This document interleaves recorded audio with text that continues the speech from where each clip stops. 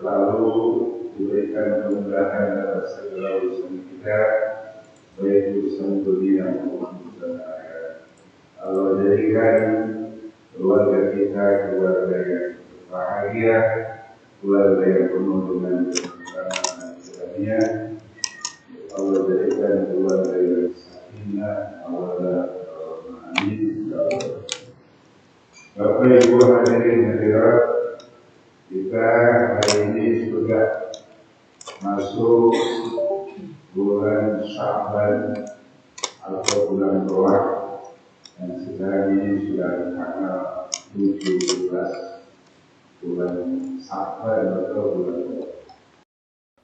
Kalau puasa itu tanggal 1 Maret, berarti kurang lebih tinggal 13 hari lagi, 14 hari lagi. Oleh karena itu, dalam kesempatan pagi hari ini, saya ingin mengajak kepada bapak-bapak, ibu-ibu, saudara dan sekalian, mari kita untuk mempersiapkan diri kita masing-masing menyambut kedatangan bulan suci Ramadan. Marhaban ya Ramadan. Alhamdulillahilladzi ja'ala Ramadana syahrus siyam sahrun mubarak alladzi unzila fihi al-Qur'an hudal linnasi wa bayyinatin minal huda wal furqan. Amin ya rabbal.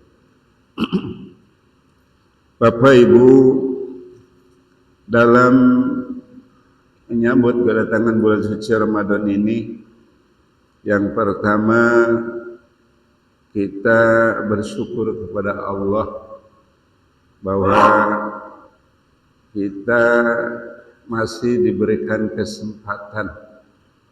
Allah sayang kepada kita, Allah kasih kepada kita, sehingga kita diberikan umur panjang, insya Allah bertemu kembali dengan bulan suci Ramadan. Ini sesuai dengan doa kita yang dari awal Ramadan, dari awal Rajab, Allahumma barik lana fi Rajaba wa Sya'bana wa balighna Ramadan.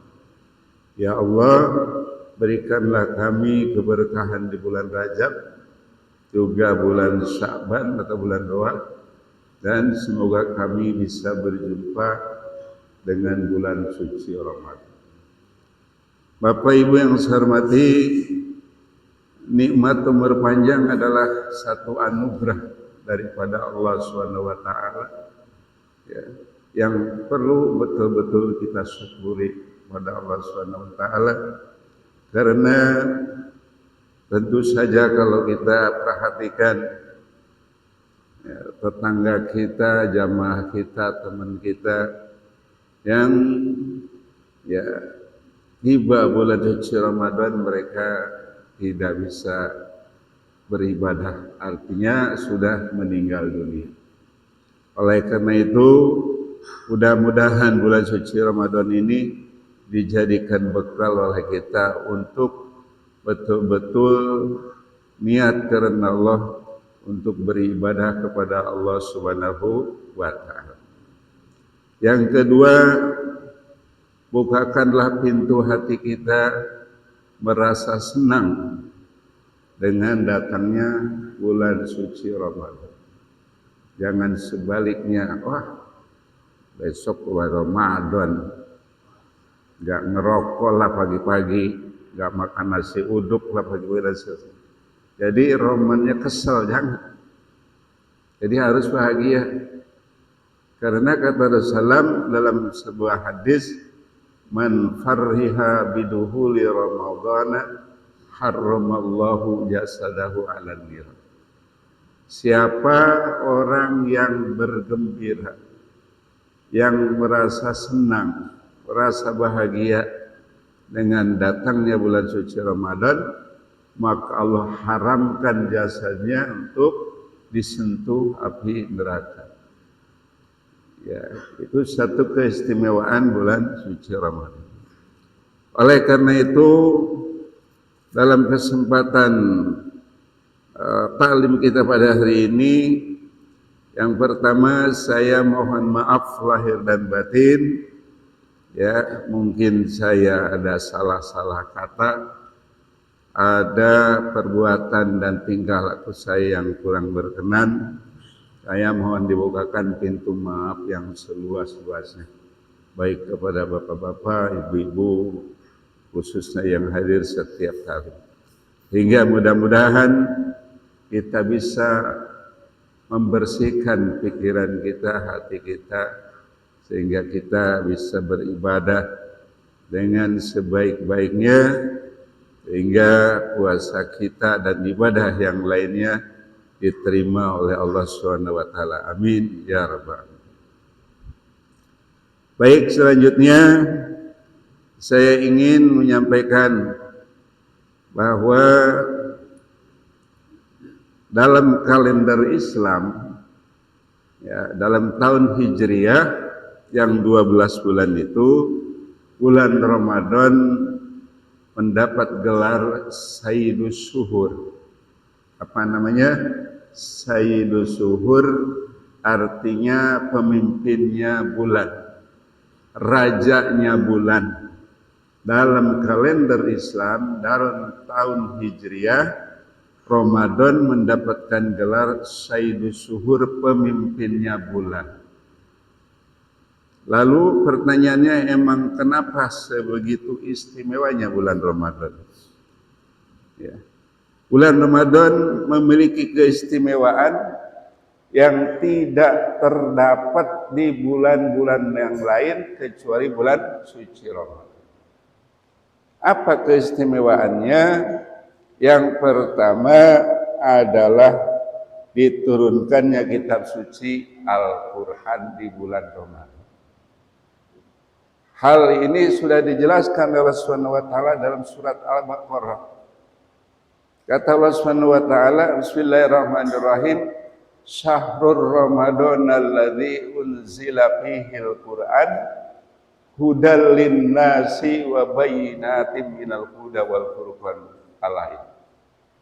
Bahwa di bulan suci Ramadan diturunkannya kitab suci Al-Quran sebagai petunjuk bagi manusia dan pembeda antara yang hak dan yang batil.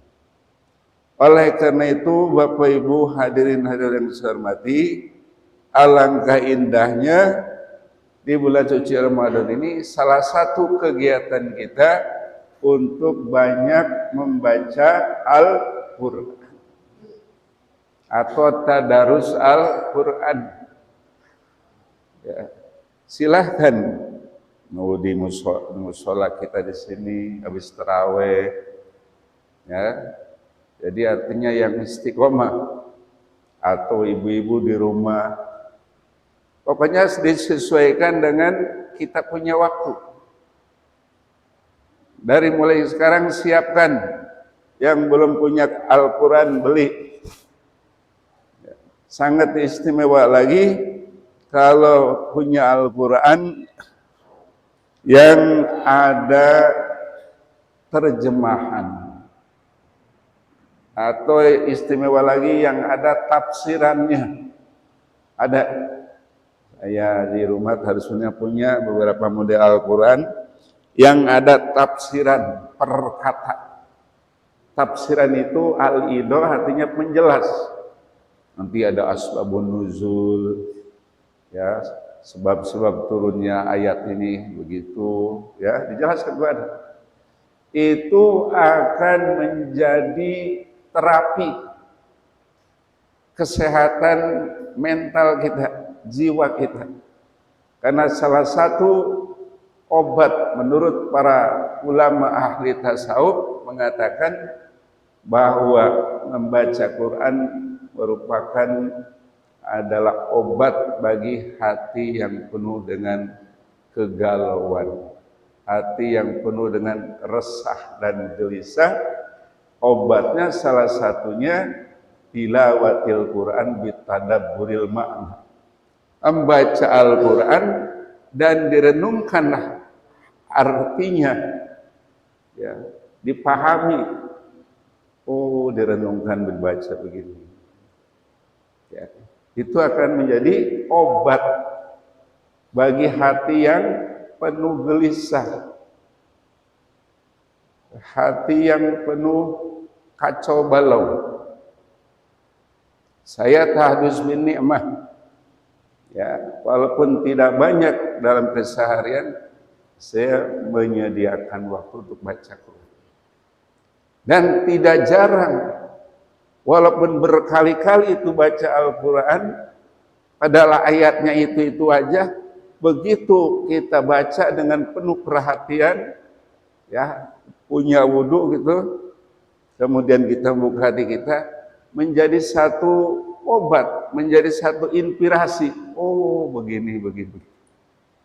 Pantas kalau di zaman sekarang ini, menurut informasi di media sosial, orang-orang di Eropa sana, di Barat, banyak orang-orang yang tadinya benci terhadap Islam, dia ingin mencari kesalahan-kesalahan yang ada dalam Al-Quran. Justru kebalikannya, mereka tersentuh oleh ayat Quran yang dia baca, kemudian dia masuk terhadap agama Islam di zaman sekarang. Apalagi kita yang dari kecil, bapak kita, emak kita, engkong kita, mbah kita Muslim, coba kita baca Al-Quran, ya. Membaca Al-Quran jangan hanya sekedar dapat pahala saja. Dapat pahala udah bagus. Ya, memang kata Rasulullah, siapa yang baca Quran, satu huruf dari Al-Quran akan diberikan kebaikan 10 kebaikan. Udah bagus. Tetapi alangkah bagusnya lagi, kalau kita baca Al-Quran, juga mempelajari artinya, maknanya yang terkandung ini apa. Saya pernah menjelaskan di pengajian di Jakarta. Ada jamaah bertanya, Pak Ustadz, kok kayaknya Al-Quran ini menurut saya acak-acakan. Ya, acak-acakan. Maksudnya nggak beruntut ceritanya begitu. Ya, makanya saya jawab, Al-Quran memang bukan kitab cerita, tetapi hudal linnas, petunjuk bagi manusia. Ya. Dia bilang ada surat Al-Baqarah, itu kan sapi. Gitu. Ya, ada surat Al-Maidah, hidangan. Kok bisa begitu? Ya, saya bilang urusan itu nama-nama surat adalah memang merupakan satu wahyu Allah SWT yang diturunkan kepada baginda Rasulullah sallallahu alaihi wasallam. Ayat Quran surat Al-Quran itu yang jumlahnya ada 114 surat. Kemudian ayatnya ada 6.660 ayat, dan dibagi dua, saya bilang ada surat Makkiyah, ada surat Madaniyah. Dan Rasulullah SAW menerima wahyu Al-Quran ini tidak sekaligus, berbeda dengan umpamanya Taurat kepada Nabi Musa, berbeda dengan Injil yang diturunkan kepada Nabi Isa alaihissalam sekaligus. Tapi Al-Quran dia turunkan berangsur-angsur. Ya, saya harus terima ketika saya kuliah di IIKI, Institut Ilmu Al-Quran di Ciputat, Jakarta, saya pelajari itu, sehingga ada diskusi-diskusi. Di antaranya hikmahnya Al-Quran diturunkan berangsur-angsur itu supaya mudah dipelajari dan dihafal oleh para sahabat. Makanya dalam sejarahnya Al-Quran itu kalau turun kepada Nabi Muhammad SAW, langsung Nabi ya mengumpulkan para sahabat, membaca itu ayat Quran dan langsung dihafal. Jadi para sahabat ini luar biasa.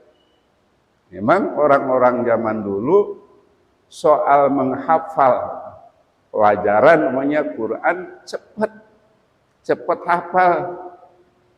Jauh berbeda dengan kita termasuk saya. Ya. Bahwa kita ini di zaman sekarang menurut saya termasuk saya dah susah menghafal. Kayaknya hilang mulu tuh. Apalagi kita hidup di zaman medsos gitu ya. Susah menghafal. Orang-orang tua kita dulu, contohnya kalau ngitung aja, luar biasa dia.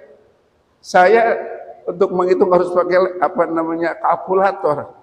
Orang tua dulu pinter-pinter. Itu salah satu anugerah Allah Subhanahu wa taala. Orang tua dulu ya kurang artinya ipteknya, pengetahuan teknologinya seperti kita, tapi mereka diberikan oleh Allah Subhanahu wa taala kelebihan cara menangkap dan menghitung, ya. Ini di sini di otak itu gampang banget. Begitu juga menghafal. Tapi kita sekarang kebanyakan kita adalah lemah mengingat, ya, menghafal. Saya teruskan. Jadi oleh karena itu, jamaah sekalian, Bapak Ibu yang saya hormati, salah satu aktivitas yang ya kita mesti berusaha untuk melaksanakannya adalah tadarus Al-Quran. Ya. Saya masih ingat zaman saya masih kecil di kampung, kalau bulan Ramadan itu anak-anak remaja, anak-anak sekolah seusia SMP atau SMA atau aliyah, sanawiyah, itu kumpul di masjid untuk bertadarus Quran. Dibimbing oleh ustadznya, gantian tuh. Kamu baca, nanti yang lain nyimak. Jadi kalau umpamanya yang masih salah dijelaskan. Oh ini bacaannya kurang. Ini ijarnya nggak dapat. Ini ikhfanya dijelaskan. Dengan kata lain, bulan Ramadan dijadikan bulan untuk memperlancar tilawatil Quran. Nah itu, zaman sekarang nggak susah, ya. Artinya memang ada tutornya, pembimbingnya, guru-guru sekolah, guru-guru agama, mestinya begitu. Dakwah zaman sekarang. Baik. Jadi Al-Quran itu harus kita banyak baca di bulan Ramadan. Pertama untuk mencari ridho Allah Subhanahu wa ta'ala. Yang kedua untuk menjadi terapi dalam hidup kita supaya kita mendapatkan bimbingan daripada Allah Subhanahu wa ta'ala dalam hidup ini, ya, selalu dibimbing oleh Allah Subhanahu wa ta'ala menuju ihdinas siratal mustaqim. Baik. Yang kedua, keistimewaan Ramadan itu yaitu adanya Lailatul Qadar. Apa itu Lailatul Qadar? Kata Allah dalam Al-Qur'an, Lailatul Qadri khairum min alfi syahrin. Tanazzalul malaikatu warruhu fiha biidni rabbihim min kulli salamun hiya hatta matla'il. Lailatul Qadar itu satu malam yang lebih baik daripada 1000 bulan. Satu malam lebih baik daripada 1000 bulan. Itu cuma ada di bulan Ramadan saja.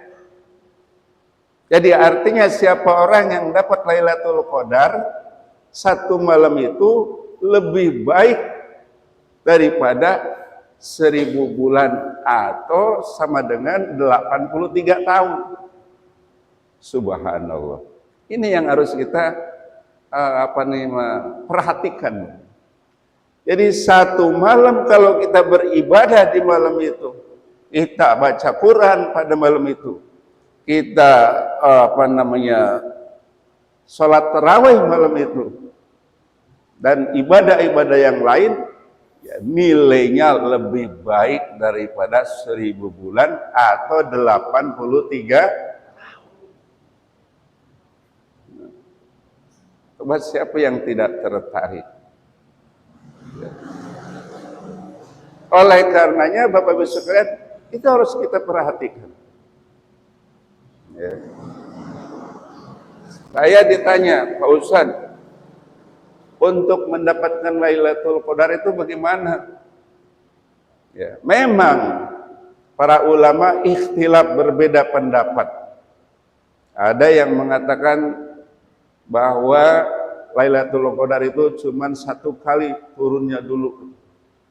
Tapi para ulama yang lain berpendapat setiap tahun ada atau turun atau terjadi yang namanya Lailatul Qadar. Itu merupakan satu anugerah Allah Subhanahu wa taala kepada umat Rasulullah sallallahu alaihi wasallam. Sebab kalau berdasarkan sejarah, dalam perspektif sejarah, Bapak Ibu sekalian, umat-umat zaman dahulu umurnya panjang-panjang. Contoh, ya, dalam sejarah itu Nabi Nuh alaihissalam umurnya 1000 tahun. Lah kita mana ada 1000 tahun sekarang? Ya, kelamaan 1000 tahun mah. Ya, kelamaan apa enggak 1000 tahun? Kok kan suka, dulu saya sekolah ya di SMA, ada sajak, siapa tuh yang aku ingin hidup 1000 tahun lagi. Menurut saya kelamaan banget, Pak. Ya, 1000 tahun. Nah, kemudian menurut suatu riwayat, ya, Nabi Musa alaihissalam umurnya adalah hampir 200 tahun. Intinya umat-umat zaman dahulu itu umurnya panjang-panjang. Sementara kita umat baginda Rasulullah sallallahu alaihi wasallam ditakdirkan oleh Allah umurnya pendek-pendek. Betul apa tidak? Coba kita pelajari dalam riwayat atau sirah nabawiyah, sirah baginda Rasulullah SAW, sejarah Nabi SAW. Nabi Muhammad SAW yang mulia, Nabi kita, Nabi akhir zaman, ya, berdasarkan para ahli sejarah, Nabi Muhammad usianya cuma berapa tahun?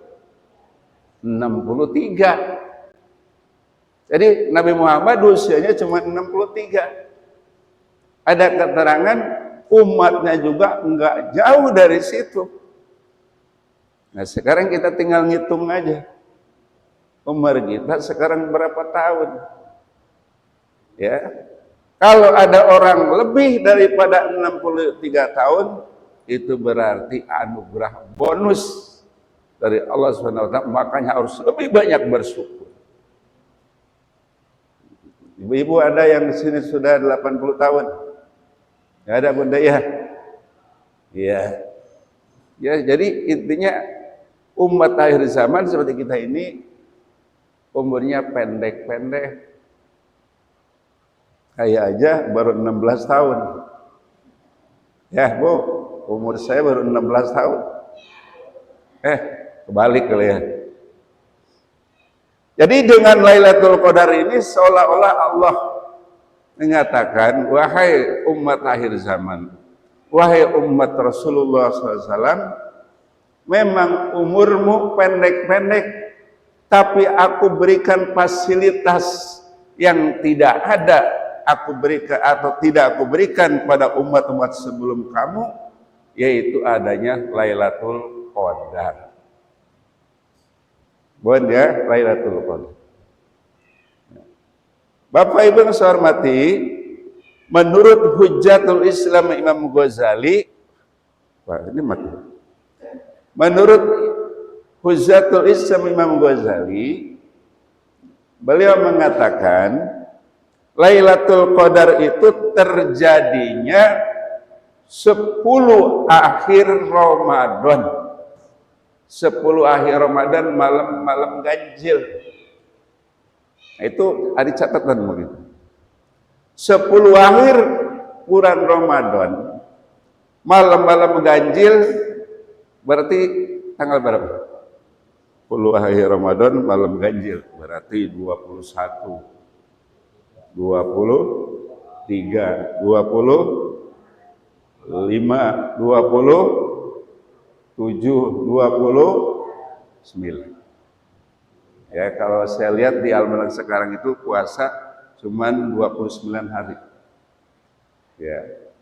Bila perlu tuh tanggal-tanggal itu dibuletin, artinya di apa namanya? Di checklist. Ya, di checklist. Ya. Kalau cerita tahun lalu, ya Allah, iya ya. Biasanya 10 akhir Ramadan, iya saya nggak pernah ke masjid. 10 akhir Ramadan nggak terawih, ramainya di pasar malam. Wah, ya. Mati deh.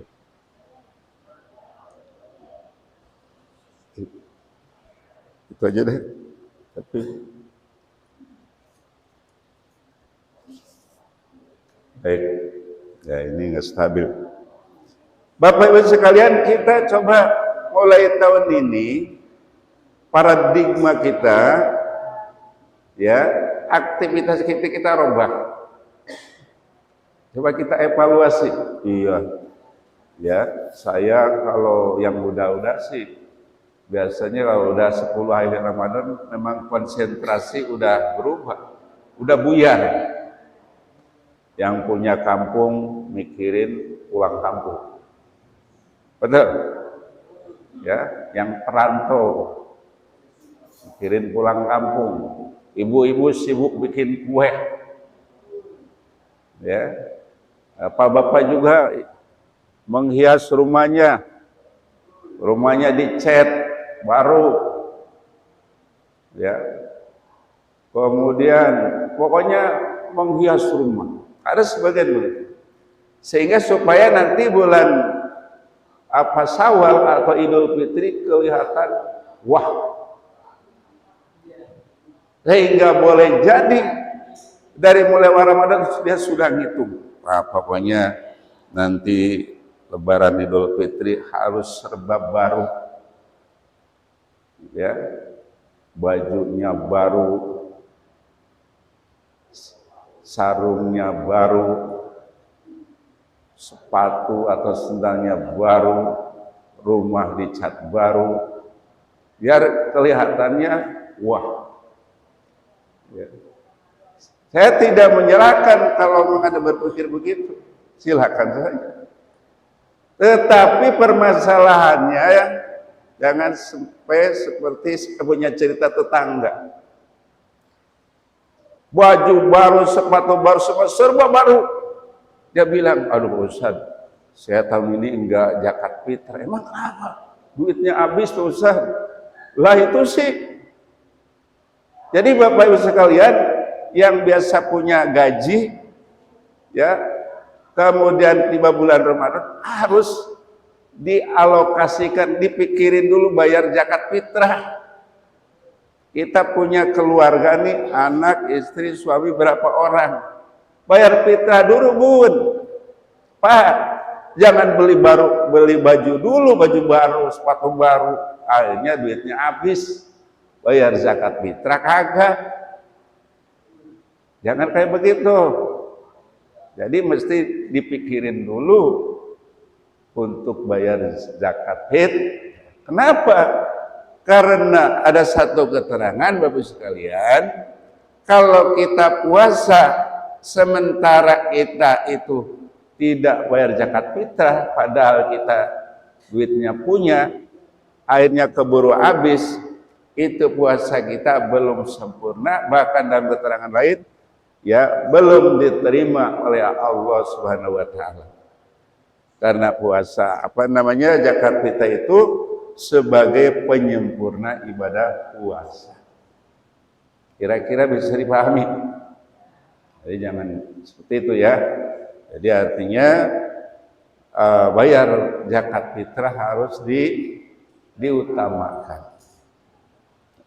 Jadi kembali, menurut Imam Ghazali bahwa turunnya atau terjadinya Lailatul Qadar itu 10 akhir Ramadan, malamnya malam ganjil.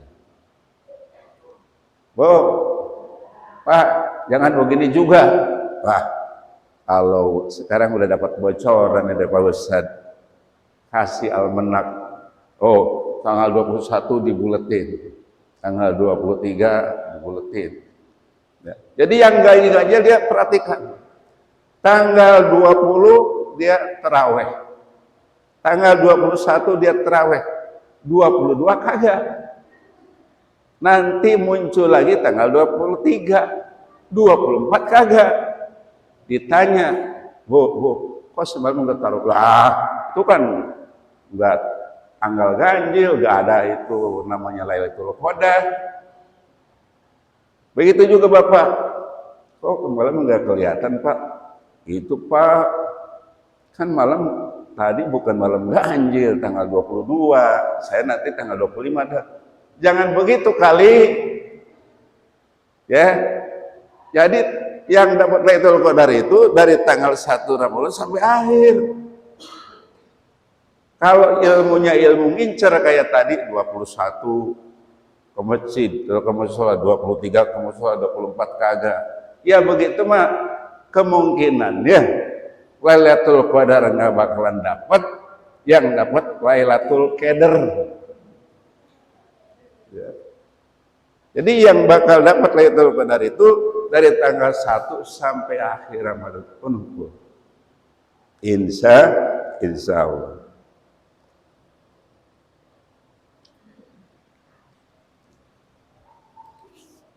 Baik. Berikutnya, keistimewaan bulan Ramadan itu adalah setiap amal ibadah kita pahalanya dilipat gandakan oleh Allah Subhanahu wa taala. Itu Pak, amal ibadah kita pahalanya dilipat gandakan oleh Allah Subhanahu wa taala.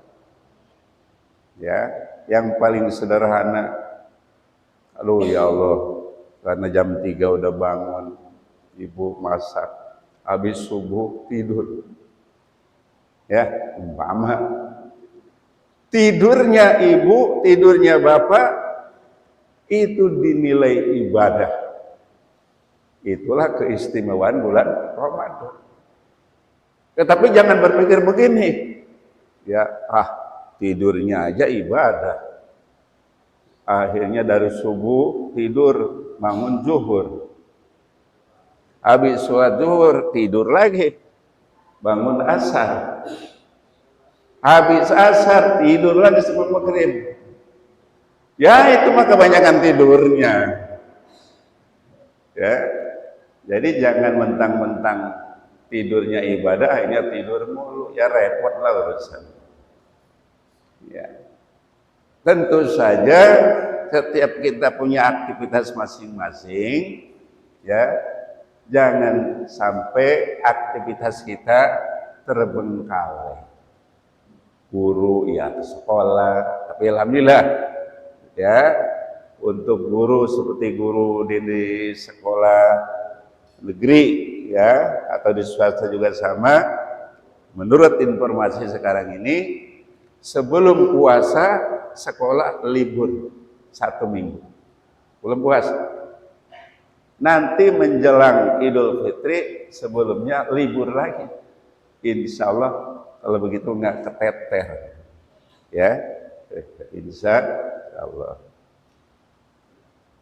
Jadi setiap amal kebaikan kita di bulan Ramadan itu dilipat gandakan pahalanya oleh Allah Subhanahu wa taala.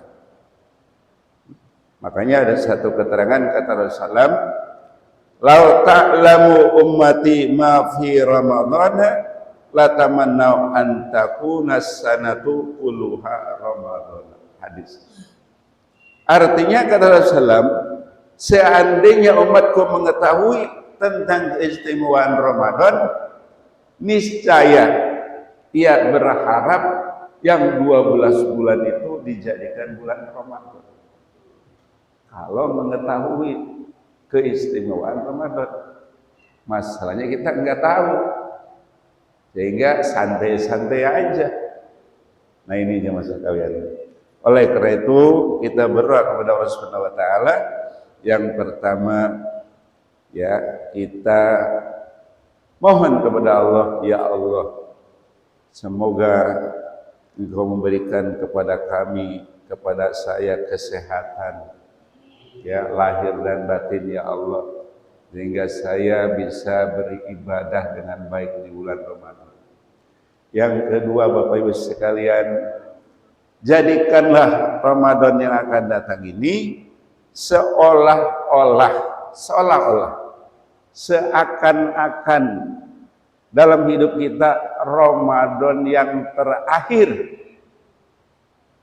Jadi jadikanlah Ramadan yang akan datang seolah-olah Ramadan yang terakhir dalam hidup kita, supaya tidak malas.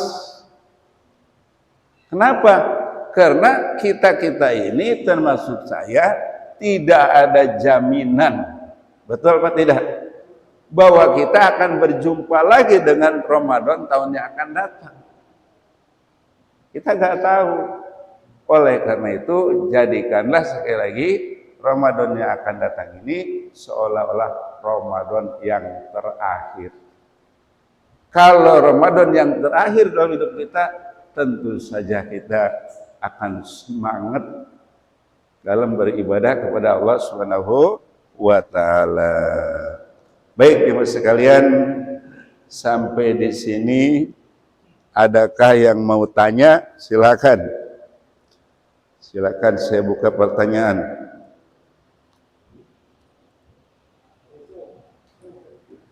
Silakan.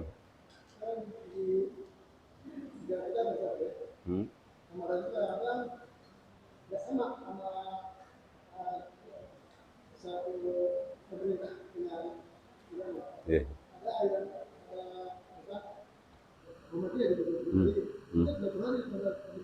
Iya. Iya.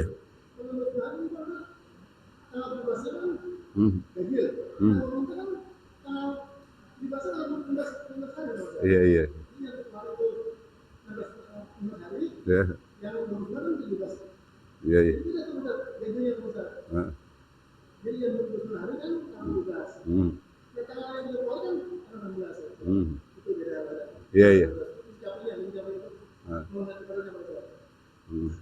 Jadi yang jadi pertanyaannya,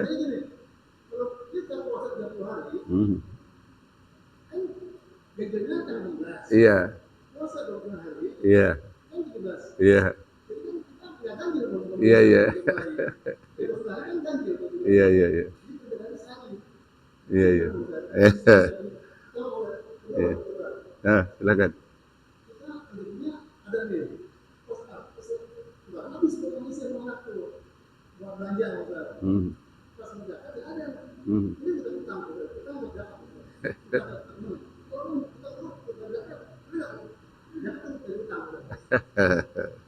Baik, pertanyaan yang super, yang bagus. Yang pertama, jamaah sekalian, Bapak Ibu, ya, penentuan kapan waktu puasa yang disebut dengan isbat. Ya, kalau saya sih, menurut saya kita ikut pengumuman dari nanti pemerintah, dari Menteri Agama. Kita ikutin tuh, ya. Namanya hari ini nih, sore ini, akhir bulan Sya'ban atau bulan Doa, itu ada informasi di televisi gitu ya. Kita ikutin, Pak. Ya, ikutin pemerintah. Kenapa ikut pemerintah? Karena pemerintah itu ya terlibat dalam isbat penentuan Ramadan, ya, yang ya dibantu oleh orang-orang tertentu yang berilmu pengetahuan, baik secara ilmu hisab maupun secara teknologi, dikumpulkan, ya, minta pendapat-pendapat ini bagaimana, akhirnya nanti diputuskan oleh pemerintah, biasanya oleh Menteri Agama. Kita ikut itu saja, ya. Jadi ikut pemerintah. Analoginya atau kiasnya, kalau menurut saya, ibarat kita mau pulang kampung, jalannya jauh, jalannya nggak ngerti, belok-beloknya, kemudian juga maaf, kendaraan kita nggak punya, lebih baik naik kereta atau naik bis rame-rame sesuai dengan tujuan, kita aman. Kita hisab nggak ngerti, falak nggak ngerti, ya mendingan kita ikut keputusan dari pemerintah, dari Menteri Agama nanti. Nah nanti itu kalau terjadi perbedaan nggak apa-apa. Perbedaan kita nanti ngitungnya kalau tadi tanggal pokoknya 10 hari Ramadan, yang kita mulai puasa aja itu. Jadi jangan ngitung yang lain. Tetapi nanti kalau seandainya terjadi perbedaan juga Idul Fitri, pokoknya kita mengikut yang kita ikut. Ibarat naik mobil, nggak mungkin kita naik mobil A ngikut peraturan mobil B, ikut peraturan yang A saja. Artinya ikut pemerintah nanti. Sebab nanti awal Ramadan akan diberikan penjelasan oleh Menteri Agama, juga kapan Idul Fitri itu akan dijelaskan juga oleh Menteri Agama. Makanya di kita ada Menteri Agama. Ya, alhamdulillah yang menjadi Menteri Agama sekarang ini itu seorang ulama. Ya, saya dosen dosen saya dulu itu beliau, ya, Pak Nazarudin Umar. Ya itu Pak. Jadi kita pokoknya ngitungnya seperti yang kita ikutin saja. Kapan tanggal 1, kapan tanggal 21, 22 dan seterusnya sampai akhir Ramadan. Kira-kira bisa dipahami. Yang kedua, mengenai zakat fitrah. Tadi status zakat fitrah itu wajib bagi orang yang punya persiapan bekal makan untuk hari raya Idul Fitri dan malamnya. Oleh karenanya, kalau kita memang punya duit, saya tadi katakan jangan mikirin beli baju baru dulu. Takutnya nanti ya baju mah baru, sepatu baru, rumah dicat baru, tetapi zakat yang penting tidak dibayar. Ini udah habis. Saya pinjam dulu. Ya. Secara logika biasanya kalau momen kayak Idul Fitri semua orang perlu. Biasanya begitu. Aduh, Pak pinjam, mohon maaf Pak. Saya punya dana udah habis ini. Mohon maaf saya nggak bisa minjemin nih. Ya, takutnya begitu. Tetapi kalau memang bisa meminjam dan kita terukur artinya bisa kita bayar, silakan saja. Silakan saja, nggak apa-apa. Tetapi saya katakan sekali lagi, biasanya momen Idul Fitri semua orang perlu duit. Betul atau tidak Bu?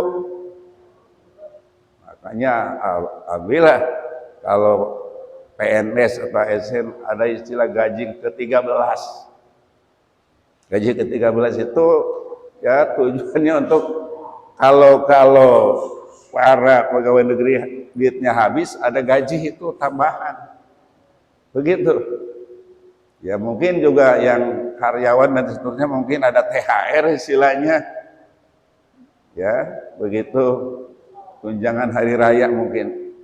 Intinya kita berusaha untuk bisa membayar zakat. Itu aja. Karena rugi kalau kita puasa 1 bulan, kemudian sementara kita tidak bayar zakat.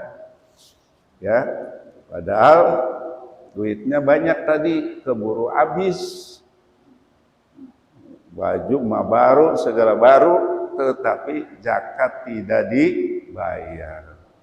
Bisa dipahami Pak? Ada lagi mau tanya? Silakan ibu-ibu. Baik, saya kira udah cukup ya. Bang dibagi.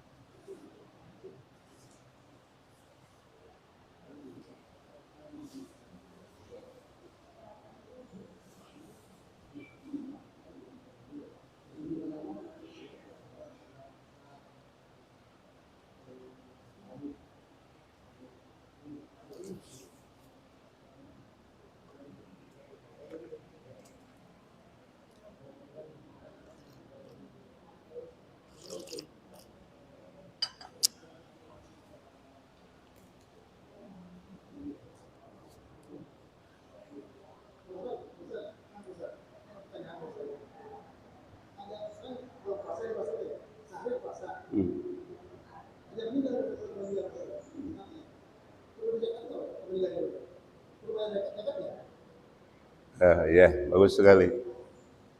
Kalau ada orang meninggal dunia pada saat dia artinya di bulan puasa gitu ya, sebaiknya dibayarin aja itu.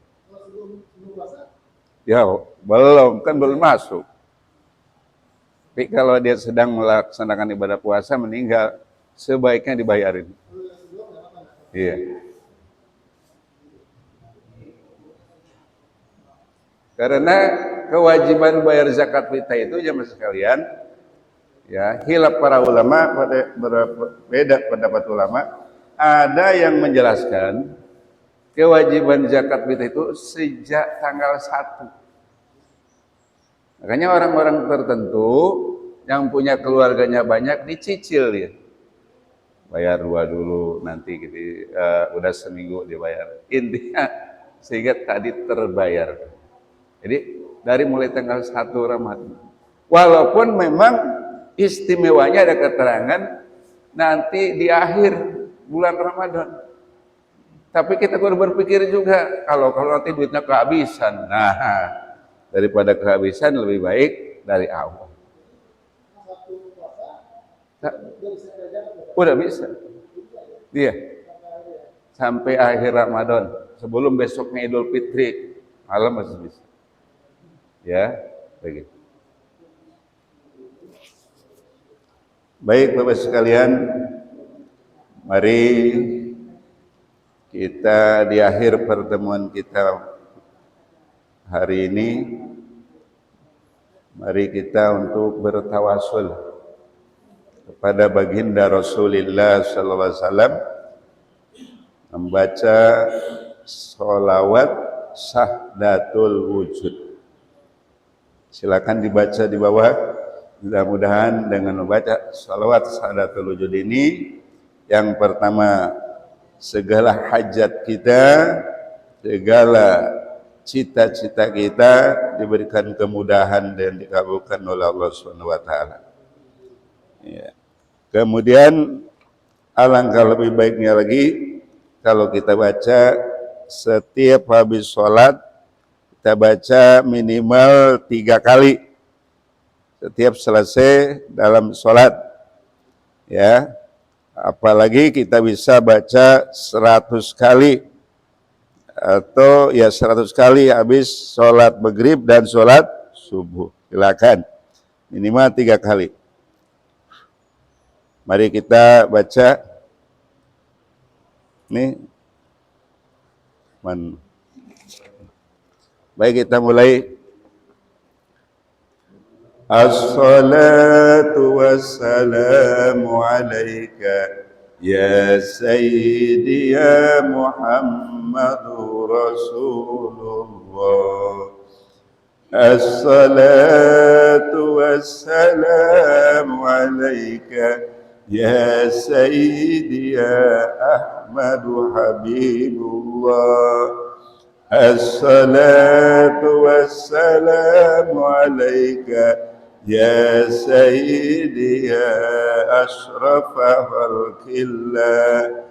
As-salatu wassalamu alaika ya sayyidi ya nur dhatillah.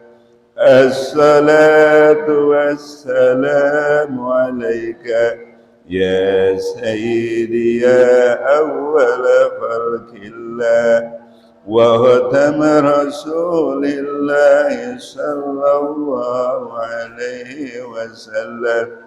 As-salatu wassalamu alaika ayyuhan nabiy wa rahmatullahi wa barakatuh. As-salatu wassalamu alaina wa ala ibadillahi salihin. As-salatu wassalamu alaika ya sayyidi ya Muhammadur Rasulullah. As-salatu wassalamu alaika ya sayyidi ya Ahmad Habibullah. الصلاة والسلام عليك يا سيدي يا أشرف خلق الله. الصلاة والسلام عليك يا سيدي يا نور ذات الله. الصلاة والسلام عليك يا سيدي يا أول خلق الله وخدم رسول الله صلى الله عليه وسلم. الصلاة والسلام عليك أيها النبي ورحمة الله وبركاته. الصلاة والسلام علينا وعلى عباد الله الصالحين. الصلاة والسلام عليك يا سيدي يا محمد رسول الله. الصلاة والسلام عليك يا سيدي يا أحمد حبيب الله. الصلاة والسلام عليك سيدي يا أشرف خلق الله. السلام عليك يا سيدي يا نور ذات الله. السلام عليك يا سيدي يا أول خلق الله وختمه عليه وسلم. الصلاة والسلام عليك أيها النبي ورحمة الله وبركاته. الصلاة والسلام علينا وعلى عباد الله الصالحين. الحمد لله رب العالمين. Terima kasih Bapak Ibu jamaah atas kehadirannya. Mohon maaf sekali lagi kita mau persiapan puasa. Sementara hari ini hari Minggu tahtiman sementara. Insya Allah mudah-mudahan kita panjang umur. Nanti setelah bulan Ramadan atau bulan Syawal kita bisa lanjutkan pengajian kita. Billahi taufiq wal hidayah. Assalamualaikum warahmatullahi wabarakatuh.